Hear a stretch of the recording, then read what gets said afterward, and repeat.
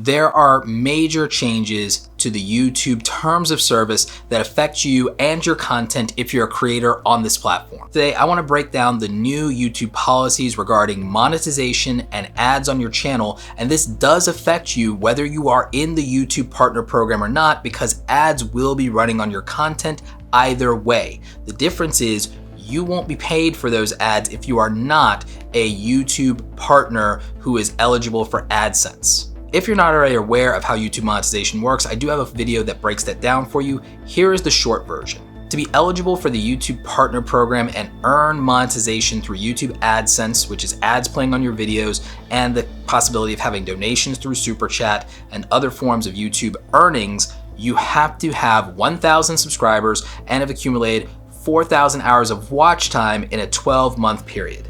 However, going forward, even if you have not met those requirements, ads will be playing on your YouTube videos. And this is a big deal for several reasons. For one thing, ads will be playing on your videos without you receiving compensation from them. Number two, YouTube partners usually get to choose what types of ads play on their videos, at least in terms of whether those ads are skippable or non-skippable ads. If you are not a YouTube partner, you will not have this control. An advanced feature that monetized creators also get with their AdSense account is you could make options and choices as far as what types of ads play on your videos. You can't specifically say, I want these ads, but you can exclude ads, which means that you could exclude political ads, for example. On this YouTube channel, I don't allow political ads to play. I also don't allow non-skippable ads to play, and that's been the case for many years here on the channel. And it hasn't negatively impacted the videos, it has positively impacted the viewer experience. And that is why this first major change to the terms of service is a big deal. You as a content creator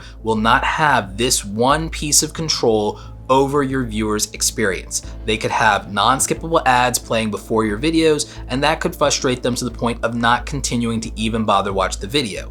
You also will not be paid for the ads, while YouTube is going to benefit on their end. The second major change to YouTube monetization and how creators are paid is that AdSense earnings will now be counted as royalties with regard to them as taxable income.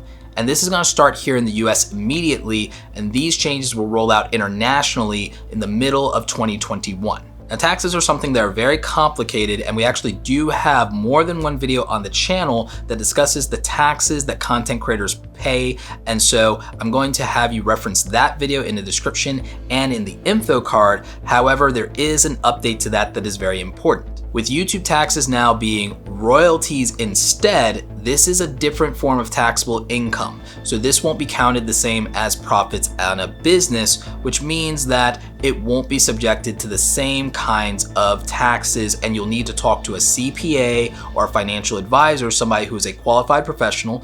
Don't just take tax advice from anybody on the internet, get a professional, and you'll need to understand how this affects you. I will give you some of my thoughts on this at the end of the video because there are some upsides instead of just downsides. While YouTube says that this generally won't affect most creators, it is possible that with these royalty payments, there will be taxes withheld that will affect the amount of take-home pay that you get when it comes to your YouTube AdSense earnings. So there are exceptions, and there may be situations where creators do not get the amount of money that they expect because taxes may be taken out in advance from this. So here are my thoughts on these policy changes. Let's start with the first one in terms of creators not being paid for ads on their videos, even though they're not part of the partner program. This is probably going to hurt the viewer experience a little bit, even though people are used to ads being on YouTube. It's possible that they may not have the patience to sit through an ad, especially if it's an ad they don't like, when it comes to a smaller channel versus an established content creator who's monetized. While I doubt this will be a huge impact for most people creating on the platform,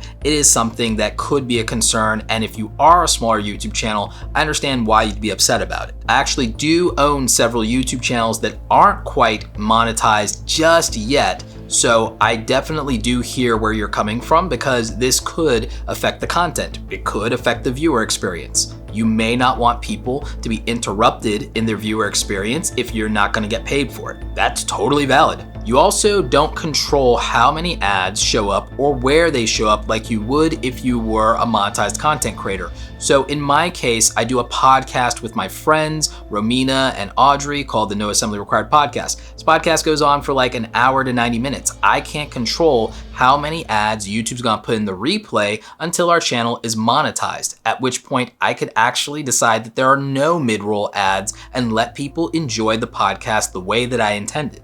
Now, with regard to the royalties situation, this is something that actually could be a positive for some content creators because they may be able to figure out some things with regard to their financial situation when it comes to qualifying your income. One of the struggles of being a content creator is the fact that our industry is not mainstream, it's not traditional, and so therefore by many people it's viewed as less legitimate. But royalty income is an established precedent for entertainers, and it's something that is really understood by financial institutions. So when it comes to the fact that you're getting royalty income, it's no different than if you were an author or a musician or a traditional entertainer. And so this is probably for some people going to be an advantage when you're using your tax filings in order to maybe buy a home if that's something that you're doing, or if you need proof of income of some kind.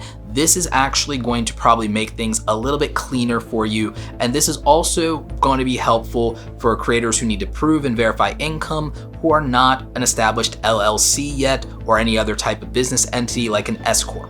Like I said, I'm not a CPA, I'm not a financial advisor, so make sure that you're not just taking advice from somebody on the internet. This is clearly for entertainment purposes only. Disclaimer, disclaimer. The more pressing concern would be if you are one of the rare content creators who is going to have taxes withheld, while ultimately this won't impact you in the long run since you have to pay taxes on all earned income from YouTube anyway under the law. Well, the thing is, it could affect the monthly income that you are looking forward to and making a plan around from a cash flow standpoint. So from a cash flow standpoint, this could negatively impact your plans, which is why on this channel, we preach diversify your income, especially as a content creator, and do not rely on AdSense. I get a lot of grief from people over in Twitter and in some of these videos when I keep kind of like talking down AdSense. A lot of people don't like me for it, but you can see that since it's something where we don't always have the control, why I feel that is a vulnerability. YouTube gets to make up the rules as they go when it comes to how you earn through their platform when they're the one cutting the check. And that could be uncomfortable when those rules change, when the goalpost changes. So that's why I have my concerns about it. So now you're caught up on the new changes to YouTube policies and monetization standards. And I want to know, question of the day. How does this impact you as a content creator and how do you feel about it? Let me know in the comments. I hope you guys got something out of this video. Go out there and create something awesome today. Take care.